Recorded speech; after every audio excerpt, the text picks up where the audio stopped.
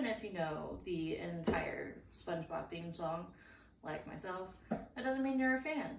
Cartoons have been a part of pop culture for over a century now, and there is no indication of that changing anytime soon. Today, I'm here to talk to you about how cartoons are for adults, and yes, that includes the ones geared for children. Many cartoons have adult humor and messages that kids just wouldn't understand. I grew up with Saturday morning cartoons. I have zoned out with Nickelodeon and Cartoon Networks on lazy afternoons, and I couldn't sleep and stayed up and watched Adult Swim. I then became a parent and started the cycle all over again by watching PBS Kids and the Disney Channel. With all this cartoon watching, I've picked up on the undertones of what cartoons have to offer. Cartoons offer insight on adult themes like substance use, mental health problems, and politics. And these are not new topics for these adult themes either. In 1934, Will H. Hayes, president of the Motion Picture Producers and Distributors of America, set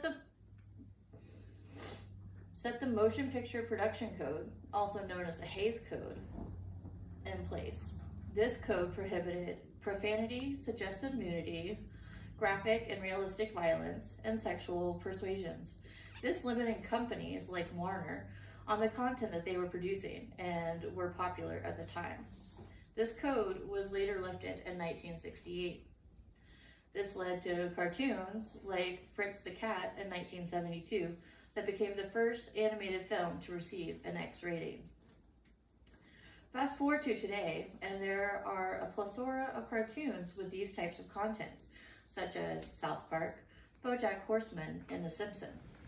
Shows like The Simpsons and South Park have been around for decades, winning awards for their content and primetime viewing. With shows like this leads me to my next point. Many cartoons are not for kids. In 2001, the Cartoon Network dedicated a block of late-night shows aimed towards the adult audience called Adult Swim. This provided shows like Space Ghost, Coast to Coast, which was set up like a late-night talk show. Today, you can find cartoons on all kinds of networks geared for both adults and kids alike. Which brings me to my next point. Even cartoons geared towards children have adult content. You remember those moments as a child and you're watching a cartoon and you just don't quite get the joke? Or you've been watching a cartoon with a child and can't believe that they were able to get away with that kind of humor? It has been happening for decades. Take the Looney Tunes, for example. These cartoons were originally made for adults, but Warner was made to cut and edit their content to be appropriate for all ages, which means the original adult humor remains, with the added slapstick comedy for the kids to understand and enjoy.